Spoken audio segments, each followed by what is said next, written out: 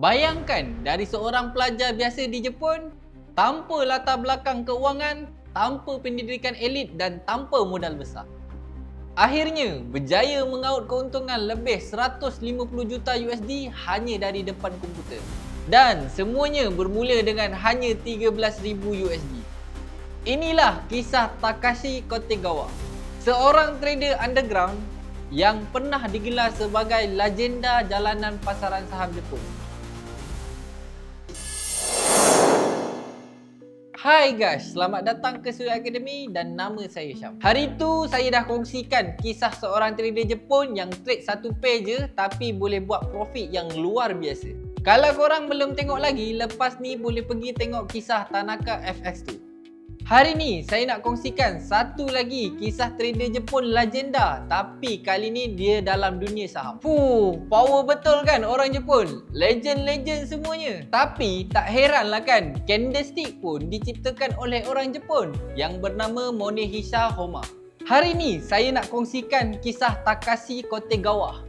Saya pasti kalau korang dah lama dalam bidang trading ni, mesti korang pernah dengar nama dia. By the way, kalau korang baru dekat sini, jangan lupa untuk subscribe. Jom kita mulakan. Takashi Kotegawa bukan anak orang kaya. Dia juga bukan graduan Harvard. Beliau lahir pada tahun 1978 di Ichikawa City dan dibesarkan di Tokyo. Dia seorang yang pendiam dan suka menyendiri. Tapi satu perkara yang membezakan dia dengan orang lain ialah obsesi terhadap angka. Semasa usianya 20-an, dia tak pernah ambil tahu tentang saham. Dia hanya seorang pelajar kolej yang tak ada duit. Tapi sekitar tahun 2000-an, Gelembung.com memberikan tamparan pada ekonomi Jepun. Ketika itu ramai rugi besar, tapi Takashi nampak peluang. Beliau tengok semua news dekat TV dan belajar lebih mendalam untuk fahamkan apa itu saham. Selama 2 tahun, dia kerja bermacam-macam kerja untuk kumpulkan duit untuk start trading saham. Dengan bermodalkan 1.6 juta yen, lebih kurang 13,000 USD, pada masa tu dia melangkah masuk ke dunia yang penuh risiko. Dunia yang boleh memusnahkan masa depan seseorang dalam sekelip mata. Apa metod yang digunakan oleh Takashi ni yang menyebabkan dia menjadi legenda? Ramai orang ingat Takashi ni kaya lah, guna robot lah, insider info lah. Tapi Takashi hanya gunakan satu benda je. Disiplin gila-gila dan pemerhatian yang tajam. Dia bukan swing trader. Dia juga bukan scalper yang agresif. Dia masuk market pada waktu tertentu je, sebelum pasaran Tokyo buka dan semasa panic selling. Dia pernah kata, the moment orang mula panik, the moment dia akan jadi paling teliti. Setiap hari dia akan kaji carta beratus syarikat, cari saham yang dijual secara panik tapi fundamental masih kukuh. Entry beliau sangat cepat. Kadang-kadang hanya dalam 10 ke 15 minit dia dah tutup position. Tapi gila tak gila lah, dengan strategi macam ni punya simple je pun, dia pernah profit 2 juta USD dalam sehari. Tapi kejayaan Takashi bukan datang tanpa cabaran. Pada awal tahun 2006, ketika ramai retail trader di Jepun disapu bersih oleh skandal LiveDoor, Takashi juga terkesan. Tapi cara dia urus emosi berbeza. Ketika market tengah hancur, dia tak panik. Dia tunggu dan masuk di saat semua orang tengah panic sell. Inilah momen yang penting dalam kerjaya beliau. Dalam tempoh beberapa bulan lepas tu, akaun dia meletup dari puluhan juta yen kepada beratus juta yen. Tapi apa yang menarik, dia tak pernah tayang kekayaan. Semua tahu tentang dia hanya selepas interview eksklusif yang dibuat oleh NHK. Dan satu rakaman di mana beliau masih tinggal di apartmen kecil, hidup sangat sederhana.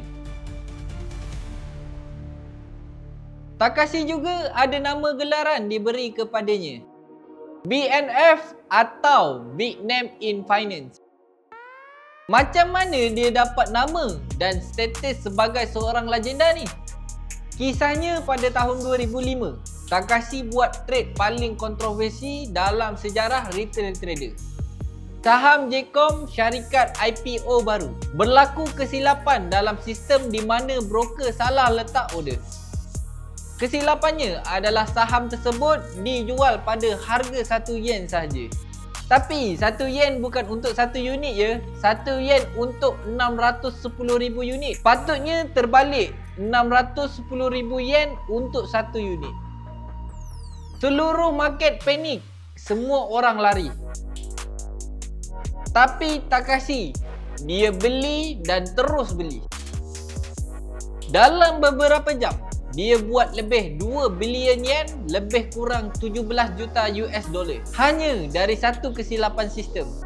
Tak dari hari itu, dia dapat nama BNF tu.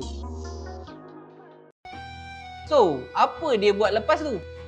Kalau orang lain mungkin dah beli kereta mahal, rumah besar dan melancong seluruh dunia. Tapi Takashi tak. Dia masih naik trend. Dia masih pakai pakaian yang sama. Dia masih tinggal di tempat yang sama. Cuma satu je yang dia buat. Dia mula beli property dengan hanya cash. Pada tahun 2008, dia beli bangunan 10 tingkat di depan Akihabara Station. Pada tahun 2011, dia beli pula bangunan Akiba Culture Zone juga di Akihabara. Dia tak stop setakat dekat situ je. Dia teruskan beli properti di sekitar Tokyo. Dan dalam sekitar 2018, dia dikatakan mempunyai 7 bangunan yang semuanya dibeli menggunakan cash. Ya guys, cash sahaja, tak ada loan. Gila tak gila dia ni? Dia percaya duit bukan segalanya, tapi kebebasan berfikir itu yang paling mahal. So, apa yang kita boleh belajar dari Takashi ni? Pertama, peluang datang bila orang lain takut. Kalau korang perasan, entry dia selalu ketika orang panik. Kedua, hidup sederhana, fikiran tajam. Fokus pada penguasaan minda. Ketiga, konsisten dan bukan tamak. Walaupun dah kaya, dia tetap trade dengan kadar yang kecil sahaja. Kesimpulannya, kejayaan bukan milik mereka yang lahir hebat, tapi mereka yang sanggup menghadapi ketakutan, belajar dari kekalahan dan diam-diam membina kekuatan. By the way guys, kalau korang nak belajar trading secara mendalam, korang boleh join kelas saya secara percuma saja. Korang tekan link dekat bawah dan contact admin. Okey, ini saja daripada saya dalam video kali ini. Jangan lupa untuk like dan subscribe. Kita jumpa video akan datang. Assalamualaikum.